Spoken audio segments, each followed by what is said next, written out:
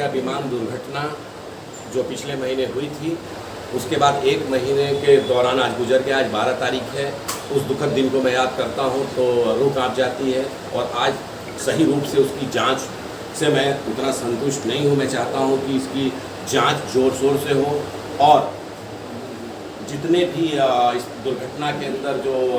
जो लोग जीवित नहीं हैं उनकी आत्मा को सच्ची श्रद्धांजलि तभी होगी जब इसकी जांच हो। इसके लिए मैंने माननीय प्रधानमंत्री नरेंद्र मोदी जी को भी ये चिट्ठी लिखी है progressive foundation of human rights की तरफ से, और मुझे पूरा विश्वास है कि वो इसको न्यायिक स्तर पर वो लाकर रहेंगे। अगर आज हम ऐसी इतनी बड़ी दुर्घटना के ऊपर अगर सही जांच नहीं कर पा रहे हैं और सही निर्णय नहीं ला पा रहे हैं तो भविष्य में हम कैसे ऐसी किसी दूसरी दुर्घटना को रोक पाएंगे। बरेलू तोड़ो दिल रे अयो रूबे से तारी याद मो अरे सूरे थाई से मारी भूल रे दलडू रूबे से तारी याद मो अरे कुवे यो तारी वरत बाढ़ रे दलडू रूबे से तारी याद मो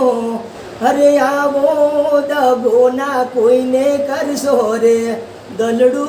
रूवे से तारी याद मो हरे प्रेम भरेलू तोड़ू दिल रे अयो रूवे से तारी याद मो। આપણી સાથે જોડાયા છે ગુજરાતી સિંગર એવા દશરથભાઈ, જે ગુજરાતમાં ગુંજતું નામ દશરથભાઈ, જે શ્રદ્ધાંજલિનો આજે કાર્યક્રમ હતો અને જે વિમાન દુર્ઘટનામાં જે લોકો મૃત્યુ પામ્યા અમદાવાદમાં તે વિશે તમે શું કહેવા માંગો છો? હવે સર મારે એવું જ કહેવું છે કે આપણે રાકેશભાઈ પાંડેજી જે ચર્ચાઓ કરી એમાં હું સામેલ છું। અને राकेश जी, आज आपने जो ये श्रद्धांजलि का कार्यक्रम रखा है, जो एक महीने पहले अहमदाबाद में विमान क्रैश हुआ, तो ये हमारे लिए बहुत दुखद बात है। तो ये श्रद्धांजलि प्रोग्राम आपने रखा है, इसका हमको कारण बताइए, किस हेतु से आपने रखा है? पहले तो मेरा इसका प्रयोजन ये है कि एक महीना हो गया इस दुर्घटना को, और इस दुर्घटना की एक महीना की जांच के बाद भी मुझे ऐसा लगा कि अभी इसकी जो संपूर्ण जिस प्रकार से जांच होनी चाहिए थी वो जांच नहीं हो पाई है। और इस घटना के पीछे जो आपका एविएशन मंत्रालय है या बड़ी अथॉरिटीज़ है, किसी का इसके अंदर इस्तीफा नहीं हुआ, और जांच में एक महीने बाद भी ऐसी कोई चीज़ नहीं पाई गई है जिसके अंतर्गत ये पता लगाया जा सके कि 241 लोग अपनी जान गंवा चुके, और नीचे जो है 17-18 जो स्टूडेंट्स थे, मेरे ख्याल से ज़्यादा संख्या में है, वो लोग अपनी जान गंवा चुके। तो जब तक इन लोगों को सही अगर न्याय नहीं मिलेगा, इस जांच प्रक्रिया से अगर जो है एक सही कारण का पता नहीं चलेगा, तब तक हम इसको सच्ची श्रद्धांजलि नहीं मान सकते हैं। हमने अपने गुजरात के कीमती मुख्यमंत्री विजय रूपानी जी के साथ 240 से लेके ऊपर 18 बच्चों के साथ एक एक कीमती जानों को हमने खोया है। तो मैं भारत के प्रधानमंत्री जी, जो कि पूरे विश्व के अंदर आज उनका नाम प्रसिद्ध है, और मैं उन तक अपनी आवाज़ पहुंचाना चाहता हूं कि वो इस पे संज्ञान लें, और इसके अंतर्गत जो भी सिविल एविएशन मिनिस्टर हो, डीजी सिविल एविएशन हो, इन सब लोग जब तक अपने पद पर रहेंगे सही ढंग से जांच इसकी नहीं हो सकती है। अभी हाल ही में हमने देखा है कि बड़ौदा के पास जो पुल गिरा है उसमें एग्जीक्यूटिव इंजीनियर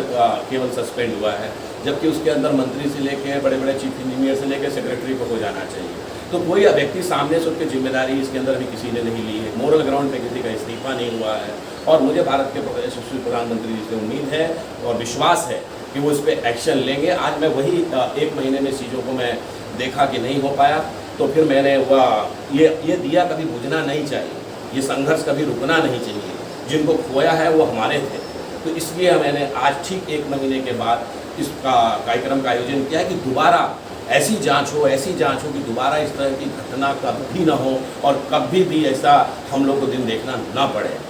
इसलिए मैंने इस कार्यक्रम का आयोजन अपनी संस्था progressive foundation of human rights की तरफ से किया है। मेरे साथ फिल्म इंडस्ट्री के भी तमाम लोग हैं, एज अ अभिनेता मैं काम भी कर रहा हूँ, लेकिन मेरा एक फर्ज भी है कि अपनी आवाज़ को समाज का। तारीख है 12 जुलाई, और पिछले महीने 12 तारीख को ही बहुत ही दुर्भाग्यशाली और विदारक, हृदय विदारक घटना हुई। एयर इंडिया की फ़्लाइट क्रैश हो गई, और जो हमारे गुजरात के लिए तो दुखद है ही है, क्योंकि गुजरात के कोने कोने से कोई ऐसा जिला या कोई ऐसा गांव नहीं बचा है जहां से रिलेटेड लोगों की इसमें मृत्यु ना हुई हो। साथ ही में जो विदेशी यात्री थे उनकी भी इसमें डेथ हुई है, और बेचारे जो मासूम डॉक्टर्स की जो वहाँ पे परीक्षाएं देने के लिए जो लोग थे वो लोग भी फ्लाइट गिरने से हताहत हुए, उसके अंदर कईयों की जान चली गई। और आज 1 महीने के बाद मैं फिल्म अभिनेता राकेश पांडे चाहता था कि वो समय जो है सरकार दे, इन्वेस्टिगेशन हो और उन लोगों को न्याय मिले। और मेरे गुजरात के सबसे ज़्यादा प्रिय लोकप्रिय leader ex chief minister Vijay Rupani जी को तो हमने इसमें खोया ही खोया। साथ में दरेक 240 लोगों को, जिनकी आंकड़े के हिसाब से जो बताते हैं 240 लोगों को हमने फ्लाइट के अंदर, और 18 की संख्या बताई जा रही है जो बच्चे हॉस्टल्स में थे।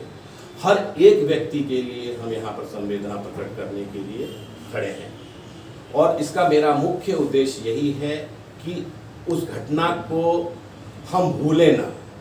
हम उन लोगों को याद करें, और साथ में ही 1 महीने की पूरी प्रतीक्षा करने के बाद मुझे ऐसा लगा कि सरकार को इसके अंदर और ज़्यादा इन्वेस्टिगेशन करने की इसके अंदर ज़रूरत है, क्योंकि जिस प्रकार से ये दुर्घटना हुई है